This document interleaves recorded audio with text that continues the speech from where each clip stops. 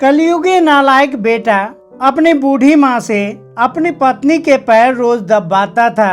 बूढ़ी माँ ने भी सिखाया बहू और बेटे को सबक। छठी का दूध याद आ गया। हर माँ बाप को यह तरीका जरूर अपनाना चाहिए। दर्शक बंधु, जीवन में माता पिता का स्थान देवताओं के समान होता है। वे हमें पालते हैं, संस्कार देते हैं और हर परिस्थिति में हमारी ढाल बनकर खड़े रहते हैं। शास्त्रों में कहा गया है, मातृदेवो भव पितृदेवो भव, अर्थात माता पिता देवता के समान पूजनीय हैं। लेकिन आज के समय में कुछ लोग इन्हीं देवताओं को भूलकर अपने स्वार्थ में इतने अंधे हो जाते हैं कि वे अपने माता पिता के त्याग और प्रेम को नज़रअंदाज कर देते हैं, यह सोचकर कि उनके जीवन का हर सुख उनका अधिकार है।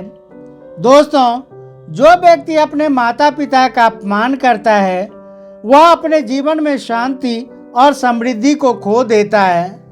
पुत्र वही है जो माता पिता का सम्मान करे और अपने कर्तव्यों का पालन करे। जो व्यक्ति ऐसा नहीं करता वह संतान कहलाने योग्य नहीं है। यह कहानी एक ऐसी माँ की है जिसने अपने बेटे को जी जान लगाकर पाला, लेकिन उसके बेटे और बहू ने उसकी हर उम्मीद को तोड़ दिया। यह कहानी सिर्फ एक माँ की व्यथा नहीं, बल्कि इस बात का सबक है कि जीवन में माता पिता का आदर और कर्तव्य ना निभाने वाले व्यक्ति को कितनी बड़ी सजा मिल सकती है। कहानी की शुरुआत होती है अमृतपुर नामक एक छोटे से गांव से, जहां गौरी देवी अपने बेटे आनंद के साथ रहती थी। गौरी देवी ने अपने पति को युवावस्था में ही खो दिया था, लेकिन अपने बेटे को किसी चीज की कमी का एहसास नहीं होने दिया। उन्होंने अपने बेटे आनंद को पढ़ा लिखा कर एक बड़ा आदमी बनाना चाहता था, लेकिन समय ने रिश्तों के मायने बदल दिए। अमृतपुर गांव की गौरी देवी एक विधवा महिला थी। अपने पति के गुजर जाने के बाद उन्होंने अपने बेटे आनंद को बड़े ही प्यार और मेहनत से पाला। अपने छोटे से खेत और सिलाई के काम से उन्होंने आनंद को पढ़ाया लिखाया ताकि वह एक सम्मानजनक जीवन जी सके। आज वही आनंद शहर में एक बड़ा आदमी बन चुका था। उसकी पत्नी रचना भी पढ़ी लिखी और आधुनिक सोच वाली थी, लेकिन समय के साथ साथ गौरी देवी के घर में स्थान बदलने लगा। सुबह का समय था। गौरी देवी ने बेटे के लिए चाय बनाई और उसे उसके कमरे में पहुंचाने आ गई। आनंद बिस्तर पर बैठा अखबार पढ़ रहा था। जैसे ही उसने अपने माँ को कमरे में देखा, उसका चेहरा गुस्से से लाल हो गया। वह चिल्लाते हुए बोला, माँ, मैंने कितनी बार कहा है कि मेरे कमरे में मत आया करो। आपकी सर्दी खांसी से कमरे में बदबू फैल जाती है। हर बार सैनिटाइजर करना पड़ता है। आप एक कोने में क्यों नहीं रहती? यह आपका गांव नहीं है। गौरी देवी ने कांपती आवाज में कहा, बेटा, मैं तो बस तुम्हारे लिए चाय लेकर आई थी। ठीक है, चाय रखो और तुरंत बाहर चले जाओ।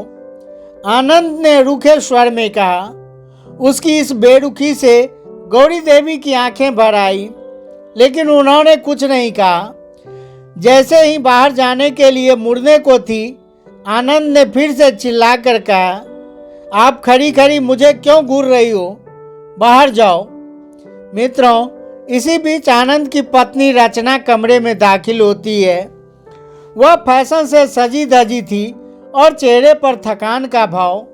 वह जैसे ही आनंद के पास मुस्कुराते हुए पहुंचती है तो आनंद ने उनसे पूछा, डार्लिंग, पार्टी कैसी रही?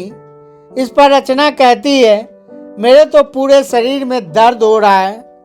डांस और देर रात तक पार्टी की वजह से आज तो मुझसे कोई काम नहीं हो पाएगा। गौरी देवी अपनी आंसुओं को छिपाकर पीछे हटने लगी, लेकिन रचना ने उन्हें देखकर तुरंत कहा, यह बुढ़िया यहाँ क्या कर रही है? आनंद ने लापरवाही से जवाब दिया, कुछ नहीं, माँ चाय लेकर आई थी। फिर उसने अपने माँ की तरफ देखते हुए कहा, माँ देखो न, रचना कितनी थकी हुई आई है। जाओ इसके लिए गर्म तेल ले आओ और इसके पैरों की मालिश कर दो। मित्रों, इससे पता चलता है कि कुछ लोग अपने माता पिता के त्याग और बलिदान को भूलकर उनके साथ अपमानजनक व्यवहार करने लगते हैं। जो संतान अपने माता पिता की सेवा नहीं करते वह न तो इस लोक में सुखी रहता है और न ही परलोक में। माता पिता हमारे जीवन के नींव होते हैं। उनका आदर और सेवा करना संतान का धर्म है। लेकिन जब संस्कारों की जगह स्वार्थ ले लेता है तो रिश्ते बिखरने लगते हैं। गौरी देवी के मन में यह सवाल घर कर गया कि क्या सच में उन्होंने यही दिन देखने के लिए औलाद को पाला पोसा था। उसने अपने जीवन के सबसे महत्वपूर्ण वर्षों को इसी अपमान के लिए बिताया था। गौरी देवी ने बहू बेटे की बातें सुनकर आंसू भरी आंखों से उसके लिए गर्म तेल लेकर आई, लेकिन उसके दिल में दर्द और गुस्सा उफान मार रहा था। उन्होंने जीवन भर त्याग और प्रेम से अपने बेटे को पाला था, लेकिन आज उसी बेटे ने उसकी ममता और त्याग का अपमान कर दिया। जैसे ही वह कमरे में रचना के पास तेल लेकर पहुंची तो उसकी नज़र अपने बेटे और बहू पर पड़ी। तो रचना आनंद से हंसते हुए कह रही थी, तुम अपनी माँ को समझाओ, यह उनका गांव नहीं है। इनको इस बड़े शहर के तौर तरीके समझ में नहीं आएंगे। मित्रों, यह सुनकर गौरी देवी के सब्र का बांध टूट गया। अचानक गौरी देवी ने पास आकर रचना के गाल पर एक जोरदार थप्पड़ जड़ दिया। थप्पड़ की आवाज़ सुनकर कमरे में सन्नाटा छा गया। रचना और आनंद दोनों हक्के बक्के रह गए। गुस्से में आनंद चिल्लाया, माँ ये आपकी हिम्मत कैसे हुई। गौरी देवी ने कोई जवाब नहीं दिया, बल्कि एक और तमाचा आनंद की गाल पर जड़ दिया। फिर गुस्से से कांपते हुए बोली, बस बहुत हुआ तुम लोगों की बदतमीजी, अब और नहीं बर्दाश्त कर सकती। शर्म आनी चाहिए तुम लोगों को। तुम्हें अपने माँ के प्रति इतनी भी इज्जत नहीं कि कम से कम मेरी उम्र का ख्याल किया होता। मित्रों, रचना भी आग बबूला होकर कहती है, सासू माँ हद में रहिए, आप समझते क्या हैं अपने आप को। लेकिन गौरी देवी के अंदर जैसे बरसों का दर्द और गुस्सा उमड़ रहा था। उन्होंने रचना के गाल पर एक और थप्पड़ मारते हुए कहा, बहू तुम्हारी औकात से ज़्यादा मैंने तुम्हें छूट दे दी थी। ना तो तुम मेरी संस्कृति को समझती हो और न संस्कार। 4 किताबें क्या पढ़ ली तुमने, अपनी सभ्यता तक को भुला दिया। अगर मैंने 4 और थप्पड़ जड़ दिए तो तुम्हारा सारा नकली दिखावा निकलकर बाहर आ जाएगा। फिर उन्होंने आनंद की ओर मुड़कर कहा, और तुम क्या सोचते हो, यह तुम्हारी पत्नी है। इसका मतलब यह नहीं कि तुम अपनी माँ के दर्द और सम्मान को भूल जाओ। आज तुम मेरी चाय को संक्रमण का कारण बता रहे हो, लेकिन जब तुम्हें बचपन में बार बार मलेरिया, उल्टी और न जाने कितनी बीमारियां होती थी, तब मैं कभी तुम्हें खुद से दूर नहीं किया। मैं रात रात भर जगकर तुम्हारी देखभाल करती थी, तुम्हारे लिए मंदिरों में मन्नत मांगती थी, और आज तुमने उसी माँ को पराया कर दिया। आनंद और रचना चुपचाप खड़े थे। गौरी देवी के आंखों से आंसू बहने लगी थी, लेकिन उनका स्वर अब भी दृढ़ था। उन्होंने आगे कहा, तुम लोग खुद को पढ़े लिखे कहते हो, लेकिन अगर पढ़ाई लिखाई का मतलब यही है कि बड़े होकर अपने माता पिता को अपमानित करो, तो लानत है ऐसी शिक्षा पर। अनपढ़ लोग तुमसे अच्छे होते हैं, कम से कम वे अपने संस्कृति और माता पिता का सम्मान करना जानते हैं। गौरी देवी ने गहरी सांस ली और कहा, क्या मैंने इसलिए अपनी जिंदगी दांव पर लगाई थी, इसीलिए हर मुसीबत झेली कि तुम बड़े होकर मेरी इज्जत को मिट्टी में मिला दो? क्या इसी दिन के लिए मैंने तुम्हें अपने आंचल से बांध कर पाला था? दर्शक बंधुओं, कमरे में सन्नाटा था। आनंद और रचना को समझ नहीं आ रहा था कि वे क्या कहें। पहली बार गौरी देवी ने अपना रौद्र रूप दिखाया था और यह गुस्सा उसके सालों के अपमान और उपेक्षा का नतीजा था। गौरी देवी ने जब बहू और बेटे को खरी खरी सुनाई तो वे दोनों हक्के बक्के रह गए। उन्होंने कभी सोचा न था कि उनकी चुप रहने वाली माँ इस तरह साहस दिखा सकती है। गौरी देवी के चेहरे पर गुस्सा लेकिन आंखों में दर्द से दृढ़ता झलक रही थी।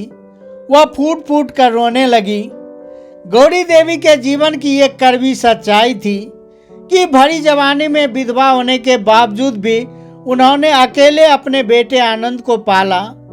उन्होंने दिन रात मेहनत करके आनंद को पढ़ाया लिखाया और उसकी शादी की। उसने सोचा था कि बहू के आने के बाद उसकी जिंदगी का अकेलापन खत्म हो जाएगा और उन्हें कुछ सहारा मिलेगा, लेकिन किस्मत को शायद कुछ और ही मंजूर था। आनंद की पत्नी रचना ने धीरे धीरे घर का माहौल बिगाड़ दिया। गौरी देवी का मान सम्मान खत्म हो चुका था। उसकी हर जरूरत को बहू ने एक बोझ समझकर देखा। नहाने धोने से लेकर खाने पीने तक कई तरह से पाबंदियां लगा दी थी। 1 महीना पहले की बात थी। आनंद और रचना की शादी की सालगिरह थी। घर में तैयारियां चल रही थी। पूरे घर को रोशनी और सजावट से सजाया जा रहा था, लेकिन गौरी देवी को घर के बाहर एक छोटी सी कोठरी में धकेल दिया। वह वहीं एक खटिया पर लेटी हुई आराम कर रही थी। अचानक दरवाजे पर एक जोरदार धक्का लगा। 2 आदमी अंदर आए और गौरी देवी को खटिया समेत उठाकर किनारे रख दिया। गौरी देवी हड़बड़ा कर उठ बैठी और पूछा, यह सब क्या हो रहा है? तुम लोग कौन हो? उन आदमियों में से एक ने कहा, माँ जी, हमें इस कमरे में पंखा खोलने के लिए भेजा है, इसलिए आपको हटाना पड़ा। गौरी देवी ने हैरान होकर पूछा, किसने भेजा है तुम्हें? उस आदमी ने जवाब दिया, आपकी बहू ने। मित्रों, इतने में रचना भी वहां पहुंच जाती है। उसने गुस्से में कहा, अरे जल्दी करो, यह पंखा बरामदे में लगाना है, थोड़ी देर में मेहमान आने वाले हैं। गौरी देवी ने अपने बहू से कहा, बहू, यह पंखा क्यों हटवा रही हो? और बिना पंखे के मैं यहाँ कैसे रह पाऊंगी? पहले तुमने मेरा आरामदायक बिस्तर हटाकर खटिया डाल दी, जिससे मेरी कमर का दर्द बढ़ता जा रहा है। अब अगर यह पंखा भी हटा दोगी तो मैं कैसे चैन से सो पाऊंगी? रचना ने झुंझलाते हुए कहा, बुढ़िया, तुझे 3 वक्त का खाना और छत मिल रही है, यही बहुत है। इसके लिए शुक्र मना। अब तुझे बिस्तर और पंखा भी चाहिए। पता भी है बिजली का बिल कितना आता है? तुझे तो कुछ करने की जरूरत है नहीं, बस पड़ी रहती है। महारानी बनने की आदत मत डालो। दोस्तों, गौरी देवी उस दिन थकी हारी अपनी खटिया पर बैठी थी। उसके कमरे से पंखा हटवा दिया गया और गर्मी से उसका हाल बेहाल था। घर में हर तरफ चहल पहल थी। उसके बेटे आनंद और बहू रचना की शादी की सालगिरह थी। पूरा घर रोशनी और सजावट से जगमगा रहा था, लेकिन गौरी देवी के हिस्से में केवल एक अंधेरी कोठरी और अपमान भरी बातें आई थी। तभी घर के रसोई घर में हलवाई ने रचना से कहा, मैडम, मेरा एक सहायक बीमार पड़ गया है। मैंने किसी और को बुलाया है, लेकिन उसे आने में थोड़ा समय लगेगा। रसोई का काम शुरू करने के लिए मुझे एक सहायक की जरूरत पड़ेगी। रचना ने हलवाई से पूछा, तुम्हें किस काम के लिए सहायक की जरूरत पड़ेगी?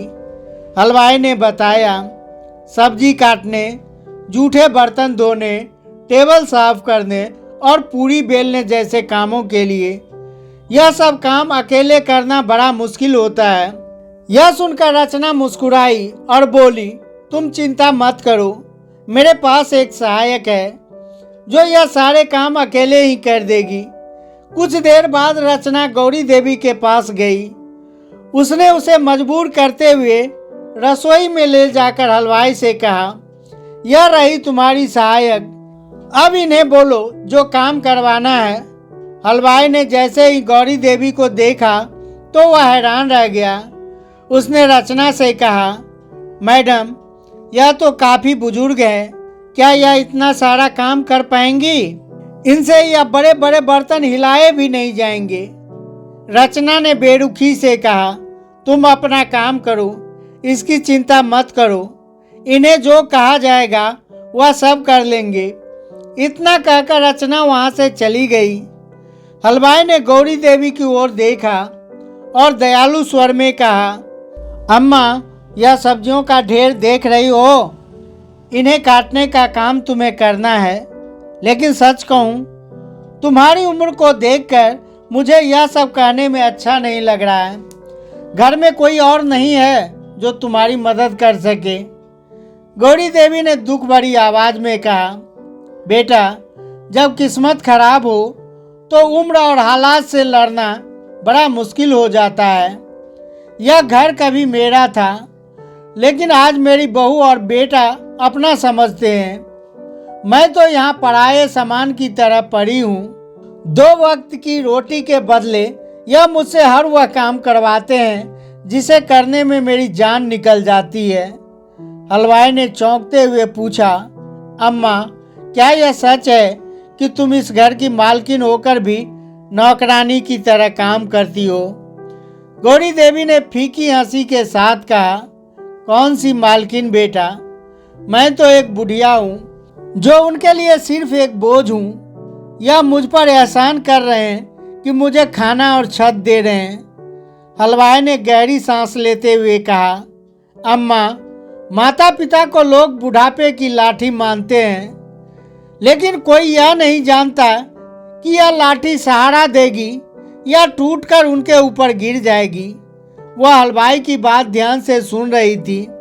गौरी देवी ने थकी हारी रसोई के कोने में बैठी सब्जियां काट रही थी। दिन भर की भाग दौड़ और अपमान ने उनके शरीर और मन दोनों को तोड़ कर रख दिया था। हलवाई ने उसके लिए सहानुभूति जताई, लेकिन गौरी देवी ने मुस्कुराने की कोशिश करते हुए कहा, बेटा, अब मुझे क्या करना है वह बता दो। बूढ़ी हड्डियां हैं, थोड़ा धीरे धीरे काम कर पाऊंगी, और अगर बातों में समय बर्बाद हुआ तो देरी हो जाएगी। तुम्हें फटकार सुननी पड़ेगी, लेकिन मुझे तो अपना खाना भी नहीं मिलेगा। हलवाई उसकी बात सुनकर चुप हो जाता है और अपने काम में लग जाता है। कुछ ही समय में मेहमानों का आना शुरू हो जाता है। घर में चहल पहल और हंसी खुशी का माहौल था, लेकिन गौरी देवी को यह सब देखने का मौका नहीं मिला। तभी रचना रसोई में आती है और तेज आवाज में बोली, सुनो बुढ़िया, मैंने सब मेहमानों को कह दिया है कि मेरी सास तीर्थ यात्रा पर गई है, इसलिए किसी भी हाल में बाहर मत आना। अगर गलती से भी तुम्हारा चेहरा दिख गया तो मुझे जवाब देना पड़ेगा। गौरी देवी ने सिर झुकाकर हामी भर दी और कहने लगी, ठीक है बहू, मैं बाहर नहीं आऊंगी। वह जानती थी कि बहस करने से कुछ हासिल नहीं होगा। मित्रों, पार्टी शुरू हो चुकी थी। रसोई में खाना बनाने की गहमा गहमी थी। हलवाई और उसके सहायक खाना बनाने में लगे हुए थे, लेकिन गौरी देवी का काम खत्म ही नहीं हो रहा था। वह पूरे दिन पसीने से तरबतर होकर बर्तन धोती रही, सब्जियां काटती रही और छोटे मोटे काम करती रही। हलवाई कभी कभार पंखे के नीचे जाकर आराम भी कर लेता था, लेकिन गौरी देवी को यह भी नसीब नहीं था। उसके कमरे का पंखा भी हटवा दिया गया था और वहां जाकर आराम करना उसके लिए संभव नहीं था। कई घंटे बीत चुके थे। हलवाई ने गौरी देवी से कहा, अम्मा, अब पार्टी खत्म ही समझो, थोड़ा सा खाना खा लो और फिर बाहर जाकर आराम कर लेना। गौरी देवी को भूख बहुत तेज लग रही थी। सुबह से ही उन्होंने एक निवाला भी नहीं खाया था, लेकिन उसके मन में डर था कि अगर बहू ने उन्हें खाते हुए देख लिया तो उनका खाना पीना भी बंद कर दिया जाएगा। थकी हुई गौरी देवी ने सोचा कि खाना खाकर बाहर जाकर आराम कर लूं, लेकिन बाहर भी गर्मी और थकावट के सिवा कुछ नहीं था। रात को जब सारे मेहमान चले गए तो रचना रसोई में आई। उसने हलवाई को पैसे देते हुए कहा, यह लो तुम्हारे पैसे, अब अपना सामान समेटो और चले जाओ। हलवाई ने कहा, मैडम बर्तनों को धोने के लिए एक साबुन दे दीजिए और मेरे सहायक को थोड़ा कुछ पैसे दे दीजिए, वह सारे बर्तन धो देगा। रचना ने तुनक कर जवाब दिया, अब मैं और किसी को कुछ नहीं दूंगी। बर्तन धोने के लिए मेरे पास पहले से ही बुढ़िया है, मैं फोकट में किसी को पैसे क्यों दूं? और जहाँ तक खाने की बात है तो जो खाना बचा है वह तुम लोग ले जाओ, बस इससे ज़्यादा कुछ नहीं मिलेगा। हलवाई ने यह सुनकर कहा, मैडम इतने बड़े बर्तन यह बेचारी अम्मा कैसे धोएगी? इनसे तो यह बर्तन हिलाए भी नहीं जा सकते। पार्टी में इतने पैसे खर्च किए हैं तो थोड़ा पैसे और खर्च कर लो, क्या फर्क पड़ेगा? लेकिन रचना ने गुस्से में कहा, तुम्हें बड़ी फिक्र है इस बुढ़िया की। देखो तुम्हें तुम्हारे पैसे मिल चुके हैं, अब अपना रास्ता नापो। मित्रों, हलवाई ने चुपचाप अपने सहायक को खाना समेटने का इशारा किया। जाते जाते उसने गौरी देवी को दया भरी नजरों से देखा। उसके मन में ख्याल आया कि इतने त्याग और प्रेम के बाद भी यहाँ माँ अपने बेटे और बहू के घर में इसी हाल में जी रही है। गौरी देवी ने हलवाई की नजरें देखी लेकिन कुछ कहा नहीं, वह बस चुपचाप अपना काम करती रही। यही उसका हर दिन का हाल था और शायद अब उन्हें इसकी आदत हो चुकी थी। पार्टी खत्म हो चुकी थी। गौरी देवी दिन भर की थकी हारी रसोई के कोने में बैठी थी। अभी उसके लिए राहत का समय नहीं था। तभी रचना रसोई में आती है और कठोर स्वर में बोली, सुनो बुढ़िया, क्या अभी काम खत्म नहीं हुआ? यह सारे बर्तन अब तुम्हें ही धोने हैं। थोड़ी देर में लोग इन्हें लेने आएंगे और इसके बाद इस जगह की सफाई भी करनी है। जल्दी जल्दी काम शुरू करो।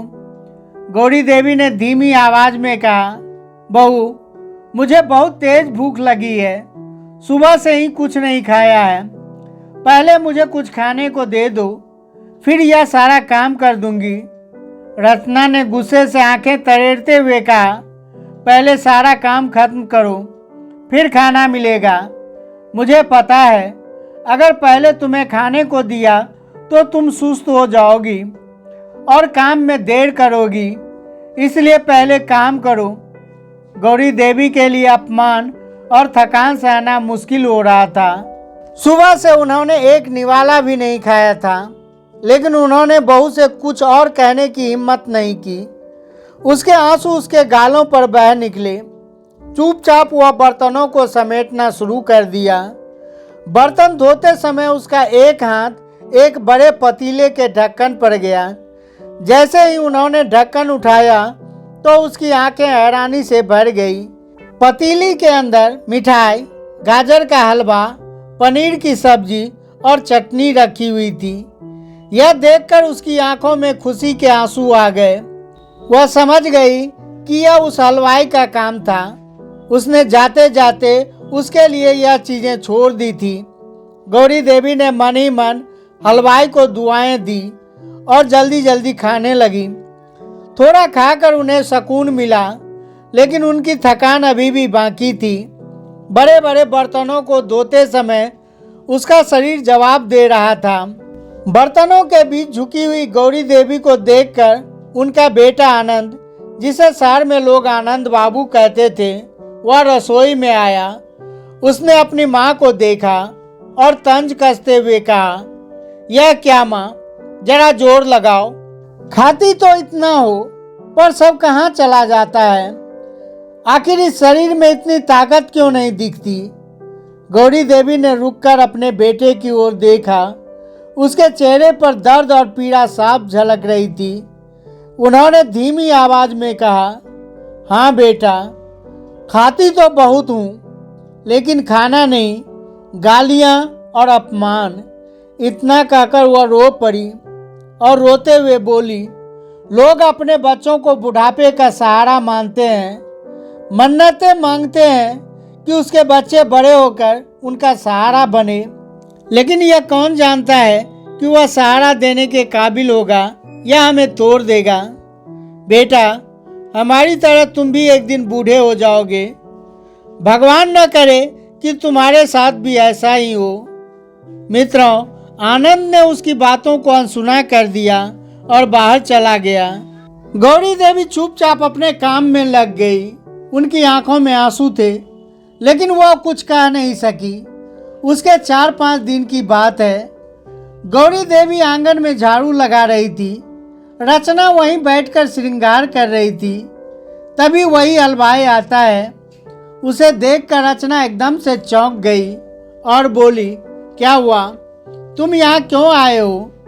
हलवाई ने बड़ी विनम्रता से कहा, मैडम, उस दिन मेरी एक कर्ची यहीं छूट गई थी, शायद यहीं कहीं होगी, उसे लेने आया हूँ। रचना ने तुनक कर कहा, ठीक है, जाओ और रसोई में ढूंढ लो, लेकिन ध्यान रखना यह बुढ़िया तुम्हारे साथ जाएगी। कहीं हमारा कोई सामान तुम अपने साथ न ले जाओ। रचना का यह ताना सुनकर हलवाई ने रचना की ओर देखा और बिना कुछ कहे चुपचाप गौरी देवी के साथ रसोई में चला गया। रसोई में पहुंचते ही हलवाई ने गौरी देवी की ओर देखते हुए कहा, अम्मा जी, मैं तो यहाँ कर्ची के बहाने आया हूँ। असल में बात कुछ और है। उस दिन तुम्हारी रसोई का काम देखकर मैं हैरान रह गया था। इस उम्र में भी तुम इतनी कुशलता से सब्जियां काटती हो और खाना बनाती हो, मानो तुम्हारे अंदर एक बहुत बड़ी कला हो। तुम्हारी बनाई हुई खीर का तो कोई जवाब ही नहीं था। उस खीर ने मुझे खींच लाया है। गौरी देवी ने हलवाई की बातें सुनकर थोड़ा शक पकाई। उन्होंने पूछा, बेटा, तुम क्या कहना चाहते हो?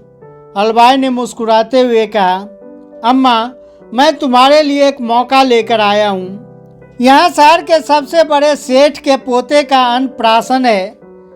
अगर तुमने वहाँ वैसी ही खीर बना दी तो यकीन मानो तुम्हारी जिंदगी बदल जाएगी। लोग तुम्हें जानने लगेंगे और तुम्हें अच्छा पैसा भी मिलने लगेगा। हलवाई की बात सुनकर गौरी देवी ने गहरी सांस ली और कहा, बेटा, यह सब कहना जितना आसान है, करना उतना ही मुश्किल है। मैं यहाँ से बाहर कैसे निकल सकती हूँ? मेरे बेटे और बहू ने मुझे कैद कर रखा है। अगर उन्हें मेरे बाहर काम करने का पता चला तो वे मुझसे और भी ज़्यादा काम करवाएंगे। ना बाबा ना, तुम रहने दो। मैं अपनी हालत से समझौता कर चुकी हूँ। हलवाई ने गंभीरता से कहा, अम्मा, क्यों गुलामी कर रही हो? अगर तुम खुद कमा सको तो किसी की गुलामी करने की जरूरत ही नहीं रहेगी। यह मौका मत छोड़ो।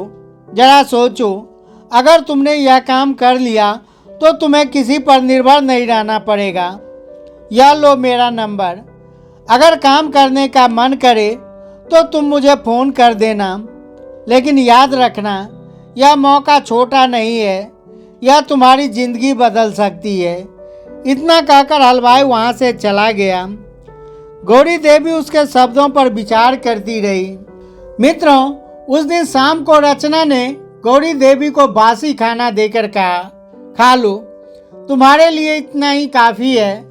यह सुनकर गौरी देवी का गुस्सा फूट पड़ा। उन्होंने खाना वापस रसोई में रख दिया और मन ही मन ठान लिया कि अब उन्हें अपनी स्थिति बदलनी होगी। उन्होंने मंदिर में जाने का बहाना बनाया और हलवाई को फ़ोन कर काम के लिए हाँ कह दिया। सेठ के पोते के अन्नप्राशन के दिन गौरी देवी ने खीर बनाई। जैसे ही मेहमानों ने खीर खाई तो हर कोई उसके हुनर की तारीफ करने लगा। खीर इतनी लाजवाब थी कि सेठ ने गौरी देवी से कहा, आपसे बेहतर खीर मैंने आज तक नहीं खाई है। इस काम के बाद गौरी देवी को कई जगहों से खीर बनाने का ऑर्डर मिलने लगे। अब वह अक्सर मंदिर जाने का बहाना बनाकर हलवाई के साथ काम पर जाने लगी थी। उसकी मेहनत और हुनर ने उन्हें शहर भर में मशहूर कर दिया।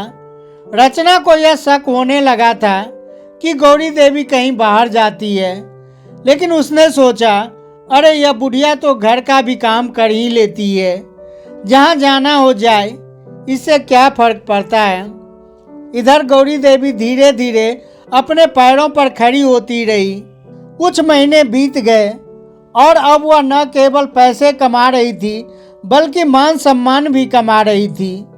अब वह अपनी छोटी छोटी ज़रूरतें खुद पूरी कर रही थी। एक दिन आनंद घर पर आया और रचना से कहता है, सुनो, व्यापार में बड़ा घाटा हो गया है। अगर ऐसा ही चलता रहा तो हमें घर बेचना पड़ेगा। रचना एकदम से घबरा गई और बोली, घर बेचकर हम कहाँ जाएंगे? आनंद ने कहा, मैंने एक किराए का मकान देख लिया है, वहाँ हम दोनों रहेंगे और इस बुढ़िया को आश्रम में छोड़ देंगे।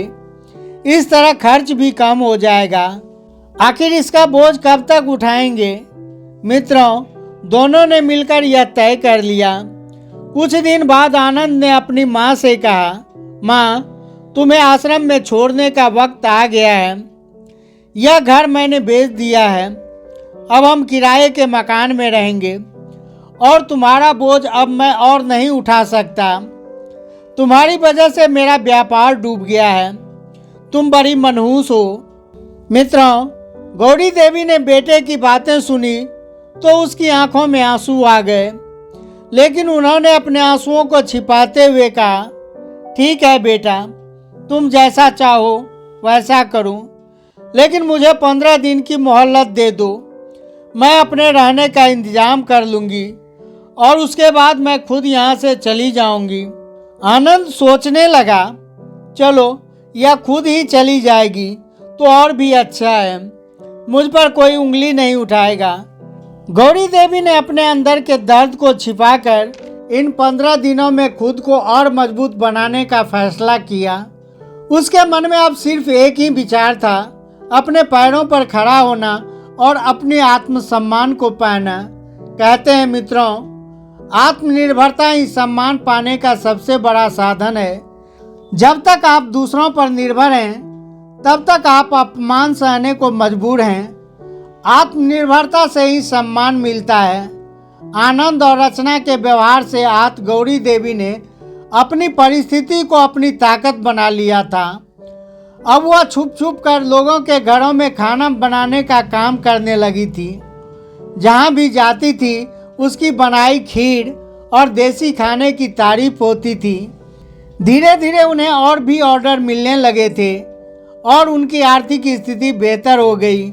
हर सुबह गौरी देवी गले में झोली और हाथ में डंडा लेकर घर से निकलती थी, ताकि आनंद और रचना को लगे कि वह भीख मांगकर अपना पेट भर रही है। आनंद और रचना इस पर कोई ध्यान नहीं देते थे। वे सोचते थे कि चलो अच्छा ही हुआ उनसे पीछा छूटा। मित्रों, एक दिन हलवाई ने गौरी देवी को बताया, अम्मा, विदेश में एक बड़ा आयोजन हो रहा है। वहाँ देश विदेश के लोग अपने अपने पारंपरिक खाने बनाएंगे और जिसका खाना सबसे ज़्यादा पसंद किया जाएगा उसे 1 करोड़ का इनाम मिलेगा। मित्रों, यह सुनकर गौरी देवी की आंखों में उम्मीद की चमक आ गई। उन्होंने हलवाई से अपने विदेश जाने के कागजात तैयार करवाए और कागज तैयार करवाए जाने के दिन गौरी देवी रोज की तरह झोली में कुछ कपड़े रखकर भीख मांगने के बहाने घर से निकल गई और हलवाई के साथ फ्लाइट पकड़कर विदेश रवाना हो गई।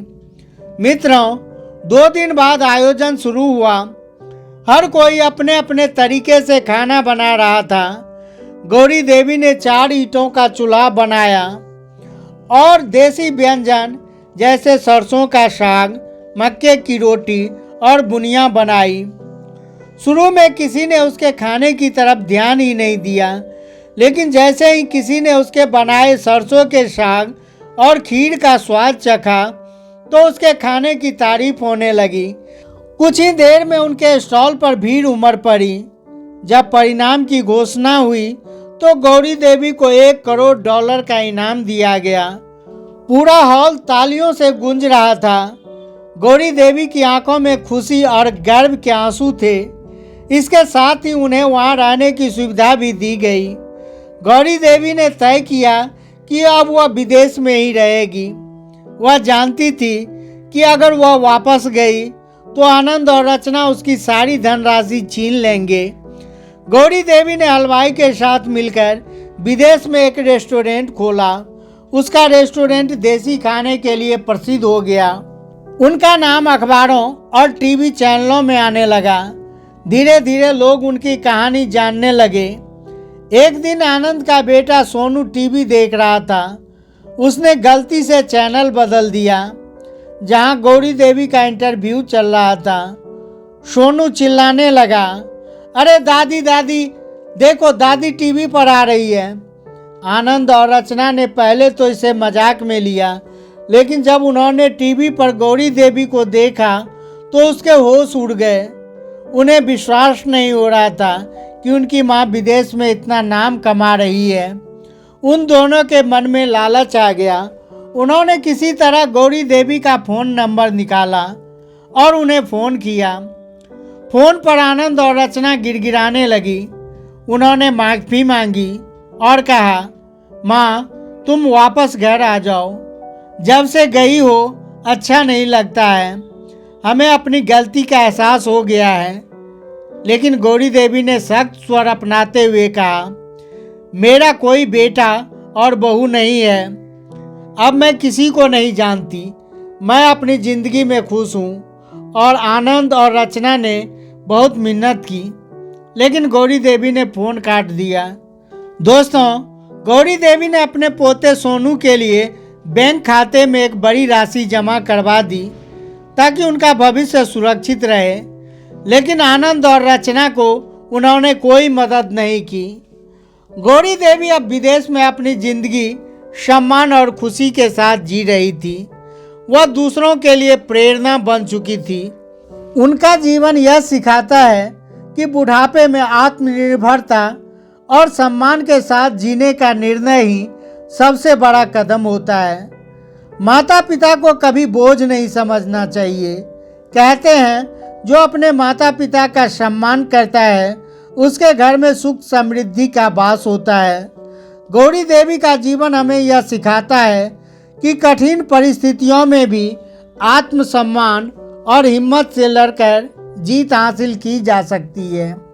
दर्शक बंधु, बुढ़ापे में औलाद से, बहु बेटों से अपमान न सहना पड़े, औलाद से जलील न होना पड़े और हमारा बुढ़ापा चैन से कट सके, तो उसके लिए ये 4 बातें बहुत कीमती है।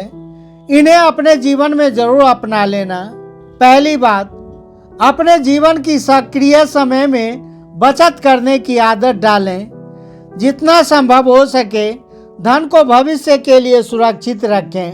अपनी संपत्ति या धन को पूरी तरह से बच्चों के नाम करने से पहले अच्छी तरह विचार कर लें। बुढ़ापे में आपके पास आर्थिक सुरक्षा होनी चाहिए। पेंशन योजनाओं का लाभ उठाएं। दूसरी बात, अपने अधिकारों का त्याग न करें। माता पिता के रूप में बच्चों से प्यार करें, लेकिन अपने आत्मसम्मान को प्राथमिकता दें। अपने विचार और निर्णयों पर दृढ़ रहें। बच्चों के साथ प्रेम और भरोसे का रिश्ता रखें, लेकिन अपनी पूरी जिंदगी उन पर निर्भर ना बनाएं। सम्मान मांगें, न कि भीख। रिश्तों में पारदर्शिता और आपसी सम्मान बनाकर रखें। तीसरी बात, अपने स्वास्थ्य का ध्यान रखें। स्वास्थ्य की जांच कराएं। संतुलित आहार और व्यायाम को अपनी दिनचर्या का हिस्सा बनाएं। बुढ़ापे में मानसिक तनाव से बचने के लिए सकारात्मक सोच अपनाएं। किसी भी स्थिति में हिम्मत न हारें। अपने शौक और रुचियों को विकसित करें, जैसे बागवानी, पढ़ाई या किसी सामाजिक गतिविधि में भाग लेना। चौथी बात, अपनी संपत्ति और अधिकारों के लिए समय समय पर कानूनी दस्तावेज तैयार करवाएं, जैसे वसीयत। समाज के साथ जुड़े रहें। अकेलेपन से बचने के लिए दोस्तों और रिश्तेदारों से संपर्क बनाएं। कई सामाजिक संगठन वृद्धजनों की सुरक्षा और अधिकारों के लिए काम करते हैं। उनकी सहायता लें। बुढ़ापे को सम्मान और शांति के साथ जीने के लिए सबसे जरूरी है कि आप आर्थिक, मानसिक और सामाजिक रूप से आत्मनिर्भर बने। सशक्त व्यक्ति का कभी अपमान नहीं होता। आत्मनिर्भरता से सम्मान और सुरक्षा मिलती है। अपने जीवन को इस तरह तैयार करें कि आपका बुढ़ापा ना केवल सुरक्षित हो बल्कि खुशहाल भी हो। तो दोस्तों, कैसी लगी हमारी यह कहानी कमेंट में ज़रूर बताना। फिर मिलते हैं आपसे अगली वीडियो में एक नई ज्ञान चर्चा के साथ। आप सभी का बहुत बहुत धन्यवाद।